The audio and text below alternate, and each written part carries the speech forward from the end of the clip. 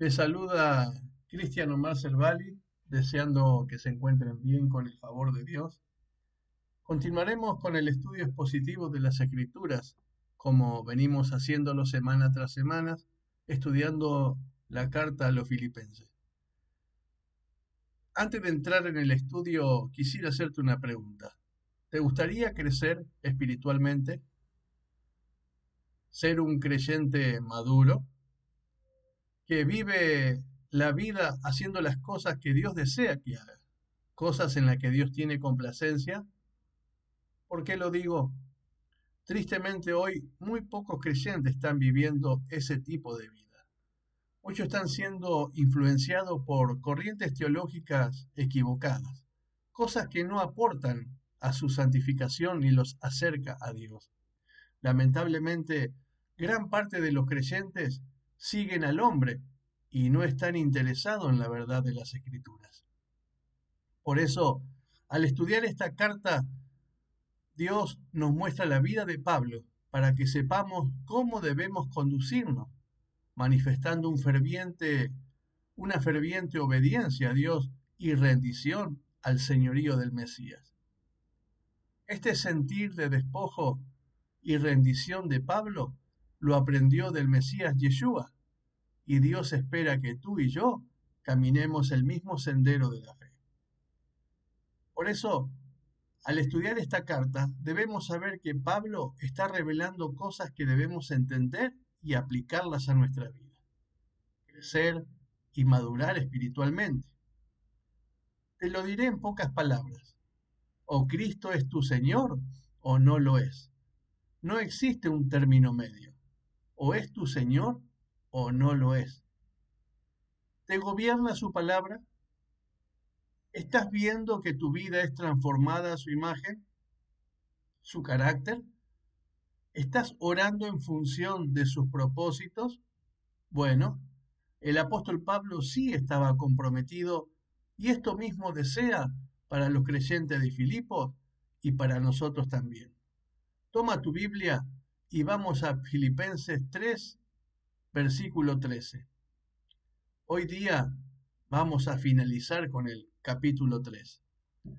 Así que Pablo ha estado testificando de su vida, una vida que cambió drásticamente. ¿Por qué? Porque él fue lo suficientemente humilde y sabio para decirle sí a Dios.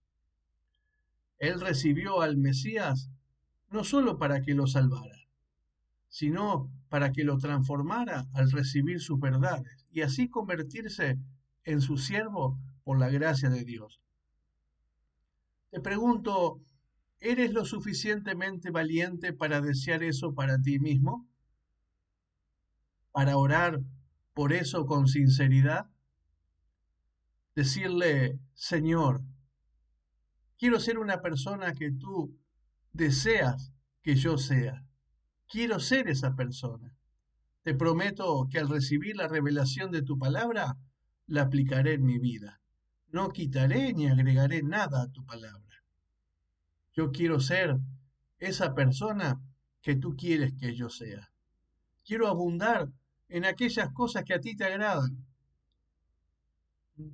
Las haré donde tú me digas y ante quien tú me digas las ministraré. Quiero ser un instrumento de justicia en tu mano, Señor.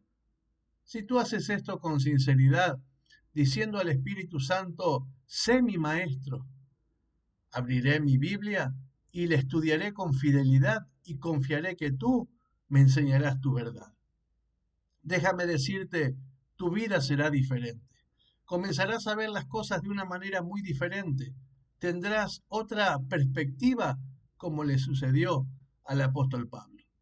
Ahora sí, leamos el versículo 13 del capítulo 3 y dice así, hermanos, yo mismo no pretendo haberlo alcanzado ya, pero una cosa hago, olvidando ciertamente lo que queda atrás y extendiéndome a lo que está delante.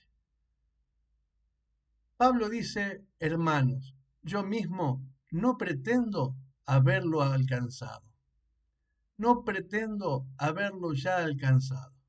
Es decir, No les estoy diciendo que ya alcancé todas estas cosas en su máxima expresión. Él no está diciendo, ya he llegado y soy perfecto, ya estoy al nivel del Mesías. No, pero Pablo ha madurado grandemente y su vida puede ser usada por Dios como lo veremos en las Escrituras. Esto es un ejemplo para nosotros y lo que Pablo revela es revelación de Dios. Entonces, Pablo dice, yo mismo no pretendo haberlo ya alcanzado. Esto es o significa estar en su máxima expresión, es decir, ser semejantes al Mesías. Y sigue diciendo, pero una cosa hago. ¿De qué se trata? Preste mucha atención, estimado oyente. Aquí dice, una cosa hago. Esto es importante porque es aquí donde empieza. Porque a menos que tú aprendas este principio, no vas a madurar mucho espiritualmente. Tú como yo tenemos un pasado pecaminoso porque antes de venir al Mesías Yeshua, invertimos mucho tiempo haciendo las cosas que son de este mundo, viviendo de una manera que no reflejaba un compromiso de pacto con la verdad de Dios. Y Pablo dice, pero una cosa hago, olvidando ciertamente lo que queda atrás y extendiéndome hacia adelante. Lo que Pablo está diciendo, mi estimado oyente, yo las olvidé. ¿Y por qué es importante esto? Porque el enemigo buscará que te enfoques en tu pasado, en esos pecados, para que te sientas indigno. Pero tú tienes que saber, Pablo lo sabía, que Dios ya había perdonado sus pecados y lo había hecho digno por los méritos de nuestro Mesías Yeshua. En cuanto a los pecados pasados, todo eso fue resuelto de la manera perfecta por medio de la suficiencia de la cruz y lavadas por la sangre del Mesías. Así que Pablo dice, debes olvidar todo eso, no mires el pasado. Por eso Pablo dice, olvido y me extiendo a lo que está delante. ¿Qué es lo que está delante? La voluntad de Dios.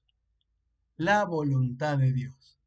Entonces, ¿seré derrotado por mi pasado? ¿O he creído que he sido verdaderamente libre con el fin de perseguir las cosas futuras que Dios tiene para ti? ¿Qué hace Pablo? Pablo dice, olvido y me extiendo a lo que está delante, es decir, a lo relacionado con la voluntad de Dios. ¿Por qué? Porque es allí donde la redención nos dirige. La redención, la salvación, ha venido a nuestra vida para direccionarnos en la voluntad del Padre, en la voluntad de Dios, para que crezcamos en su dirección. Versículo 14, dice Pablo, prosigo a la meta, al premio del supremo llamamiento de Dios en el Mesías Yeshua, o quizás su Biblia dice Cristo Jesús, si tiene la Reina Valera. Aquí quiero hacer un paréntesis, porque hay personas que me han preguntado por qué le llamo yo a Jesús, Yeshua, por qué le he cambiado el nombre. Y quiero hacerles un comentario acerca de los nombres. Los nombres son un sustantivo propio, por lo tanto, los nombres no cambian. Si usted se llama Juan, Pedro, María, donde usted se vaya, si sea Japón, Rusia, Europa, donde usted vaya, su nombre va a seguir siendo el mismo. Usted se vaya, si se llama Juan aquí, se va a llamar Juan allá. Si se llama María, se va a llamar María de la misma manera. Los nombres son sustantivo propio, no cambian. Así es, no cambian. Y el estudio anterior di un ejemplo del amor matrimonial y puse como ejemplo mi esposa. Cuando yo la conocí, me casé con ella, pero a medida que más la amaba, más quería saber y conocerla. ¿Mm? Estaba más comprometido a conocer cada detalle de su vida, al punto que ya no quedó más secreto entre los dos. De la misma manera es la relación con el Mesías. Usted, como Pablo, que Pablo estimó todas las cosas como nada con tal de ganar el conocimiento de Cristo. Él corría detrás del conocimiento de Cristo. Y si usted está enamorado de Él, usted va a asumir un compromiso tal con la verdad, al punto que va a querer conocer su verdadero nombre. Lo va a llevar a conocer su verdadero nombre. ¿Por qué? Porque hay enseñanza detrás de su nombre hebreo. Él era judío. Él nació como judío cuando vino a este mundo. Entonces, su nombre es Yeshua, que está relacionado con el Salvador, el Salvador del mundo. Entonces, quería dar esta aclaración porque hay personas que me decían, ¿por qué le llamo Yeshua? Y eso es lo que ha enriquecido mi relación con él. Querer saber más acerca de él. Querer interesarme más por su verdad. ¿Mm? Así que, habiendo aclarado esto, sigamos con el versículo 14, que dice, prosigo la meta al premio del supremo llamamiento de Dios en el Mesías Yeshua o Cristo Jesús. Aquí, mi estimado oyente, Pablo dice, prosigo la meta. ¿Hacia dónde? Al premio del supremo llamamiento. Estamos de paso como peregrinos en este mundo y en este viaje estamos siendo transformados. Esa transformación habla del gobierno del Mesías sobre tu vida y sobre mi vida. Y todo esto es una preparación para que se establezca la voluntad de Dios en tu vida. ¿Y cuál es el destino final? Su reino. Estamos siendo preparados para recibir su reino. Ese es el supremo llamamiento de Dios en el Mesías Yeshua, donde alcanzaremos la perfección al recibir de Dios un cuerpo nuevo sin relación con el pecado, siendo semejantes a Él en justicia y santidad. En este sentido, te pregunto, ¿piensas en estas cosas? ¿Vives con estas expectativas de reino? Recuerda, primero debes olvidar, dijo el apóstol Pablo, olvidar lo que está detrás, creer en la suficiencia de la cruz y el lavamiento por la sangre del Mesías, para poder extendernos hacia lo relacionado con su voluntad, sus promesas, su reino. Este es el único camino, no hay otro, no hay un plan B. Este es el camino del discípulo que manifiestan las Escrituras. Entonces, debes perseguir la voluntad de Dios y cumplir sus objetivos. Todas estas verdades nos preparan en el presente y también para dar el testimonio que Dios espera al final de los tiempos. Y sigue diciendo el verso 15. Así que todos los que somos perfectos, esto mismo sintamos. Y si otra cosa sentís, esto también os lo revelará Dios. Bien, aquí dice Pablo, los que somos perfectos. ¿De qué está hablando el apóstol Pablo? Nos habla de aquellos que tienen como meta estos pensamientos que hubo en nuestro Mesías Yeshua. Somos llamados a vivir una vida victoriosa, una vida de madurez espiritual. Dice Pablo, así como muchos que son maduros o perfectos, porque persiguen esta meta, tienen estos mismos pensamientos. Y dice Pablo, esto mismo sintamos, es decir, este será su pensamiento. Y si alguno piensa diferente, estas cosas Dios se las revelará.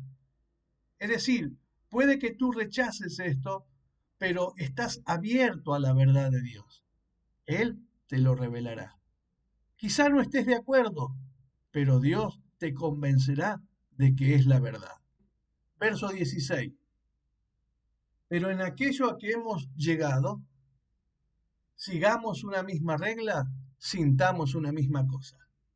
Esta palabra que se dice al principio, pero en aquello a que hemos llegado, también se puede leer en aquello que vamos a obtener. Así que, dice Pablo, sigamos una misma regla, sintamos una misma cosa.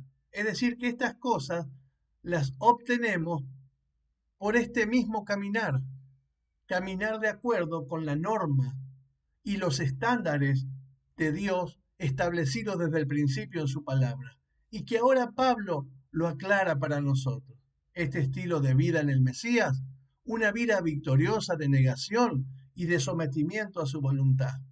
¿De quién lo aprendió Pablo? Ya lo dijimos anteriormente, del Mesías Yeshua. Verso 17 sigue diciendo el apóstol Pablo: hermanos, sed imitadores de mí y mirad los que así se conducen según el ejemplo que tenéis en vosotros. Muy bien. Imitar a Pablo, mi estimado oyente, no es nada fácil. Yo no podría decir imíteme a mí. Más bien, estas palabras del apóstol Pablo me las repito a mí mismo. Así es, me las repito a mí mismo. Pero vamos creciendo con esa mentalidad. Es decir, con esa forma de pensar. Y él lo aclara diciendo: y mirad a los que así se conducen según el ejemplo que tenéis en nosotros. Esto es importante porque conozco hermanos que sufren en sus congregaciones por la pobre teología de muchos pastores y líderes, enseñando como doctrina reglamento de hombres y usando una mala aplicación de ciertos versículos fuera de su contexto. Enseñan mal y confunden a lo más pequeño. El problema es cuando la gente determina seguir al hombre. Saben que están errados, saben que están equivocados, pero aún así permanecen en esos lugares. Y Pablo, movido por el Espíritu Santo, es tajante cuando dice: y mirad a los que así se conducen según el ejemplo que tenéis en nosotros. Esta palabra mirad es sinónimo de discernir, es una llamada de atención, es un llamado a discernir qué es de Dios y qué no es de Dios. Así es, mi estimado oyente. Tenemos un llamado a discernir qué es de Dios y qué no es de Dios. Le voy a dar un ejemplo. Allí por el 2022 estaba cursando en la Universidad Teológica y justamente estábamos por entrar en una materia que se llama ética cristiana con un profesor que estimo mucho y respeto, llamado Marcos, y él, además de ser profesor, tenía un doctorado y era decano de la universidad donde estudiábamos. Ese día, él leyó la introducción de esa materia ética cristiana que tenía que ver con guardar la fidelidad del texto, conservar la fidelidad del texto. Bajo ningún punto de vista se podía quitar ni agregar a la palabra de Dios. Esa era la finalidad de este estudio de ética cristiana. Y tomó como ejemplo, para dar una introducción, en Éxodo 20, justamente los 10 mandamientos. Entonces leyó el primer mandamiento, leyó el segundo mandamiento, leyó el tercer mandamiento, y cuando llega al cuarto mandamiento lo salta y sigue en el quinto mandamiento y da su enseñanza como lo hizo anteriormente. Entonces yo levanté la mano y le pregunté: amado pastor, ¿por qué no dio una enseñanza en el mandamiento número 4? El mandamiento cuarto es: acuérdate del día de reposo para santificarlo. Entonces él me dijo: sabía que alguien me iba a preguntar. Y hubo un silencio. Y me dice: lo que pasa, hermano, que hemos cambiado el día domingo por el día sábado. Entonces le pregunto: hermano, ¿hay algo que respalde en las escrituras esto que usted me acaba de decir? Y me dice: no, ciertamente no lo hay, pero ya como tradición hace ya como 2000 años que que se ha cambiado y así se ha adoptado. Y le dije: profesor, 2000 años, ¿no cree que han sido suficientes de tanto engaño? ¿No cree que es momento de volvernos a la verdad? Porque lo que Dios estableció desde el principio es hasta que los cielos y tierra pasen, su palabra nunca pasará. Su palabra es sí y amén. Así que, recapitulando un poquito, recuerde lo que significaba el estudio, ética cristiana, guardar la fidelidad del texto. Sin embargo, ya en la introducción de esta materia ya se estaba fallando, ya se había cambiado el cuarto mandamiento que Dios había ordenado ¿eh? por las tradiciones de los hombres. Fíjese dónde está el engaño, dónde está el engaño. Conclusión a todo esto. Si estás abierto a que Dios haga los cambios pertinentes en tu vida, si manifiestas un compromiso con la verdad, si ya no usas más las escrituras para respaldar tus pensamientos, tu forma de pensar, sino que eres lo más fiel posible a la revelación bíblica, comenzarás a tener de Dios discernimiento para desenmascarar el engaño y no ser parte de ello. Quiero decirte que no serás el más popular, ni te van a aplaudir, pero la paz que tienes por dar, por estar de acuerdo con Dios, esa paz que tienes por estar de acuerdo con Dios es mayor que toda la rivalidad o lucha que se presente. Y aquí Pablo sigue diciendo en el verso 18, porque por ahí andan muchos, dice Pablo, por ahí andan muchos de los cuales los dije muchas veces y aún ahora lo digo llorando, que son enemigos de la cruz de Cristo. Aquí notamos un cambio. Ahora Pablo se dirige a descubrir la falsedad de muchos que andan por ahí, es decir, que enfrentaremos oposición y también falsos maestros diciendo no a esto y no a lo otro. Así que, luego de decir que seamos imitadores de él, ahora llorando dice que hay enemigos de la cruz. ¿Por qué enemigos de la cruz? Bueno, la cruz simboliza la muerte del yo. Y justamente a eso se opondrán porque en su vida todo gira en relación a sus beneficios, beneficios propios que están conectados con este mundo. Esa clase de maestros, esa clase de gente, de líderes, ellos nunca te hablarán de negarse a uno mismo. Te enseñarán a declarar por fe, a recibir bendición haciendo declaraciones. Te enseñarán que Dios está disponible para todo lo que desees en este mundo, pero nunca te hablarán de la cruz que debemos tomar, tú y yo, de negarnos a nosotros mismos para reemplazar nuestros deseos egoístas por la perfecta voluntad de Dios. ¿Por qué? Porque todo gira en relación a sus propios planes, el dinero. Esos líderes nunca te hablarán de la voluntad de Dios. Y déjame decirte que hay una relación estrecha entre la voluntad de Dios y la cruz. Lo vimos en el Mesías Yeshua. Él dio una afirmación directa en Lucas 14, allí versículo 26, 27. El que no carga su cruz y me sigue, no puede ser mi discípulo. Esta verdad establece la condición indispensable para el discípulo: cargar la propia cruz y seguirle. Significa que el compromiso con Él requiere renuncia, sacrificio, prioridad absoluta por encima de la propia vida y posesiones. Pero mucha gente se opone a esto, son enemigos de la cruz. Sigamos con el versículo 19.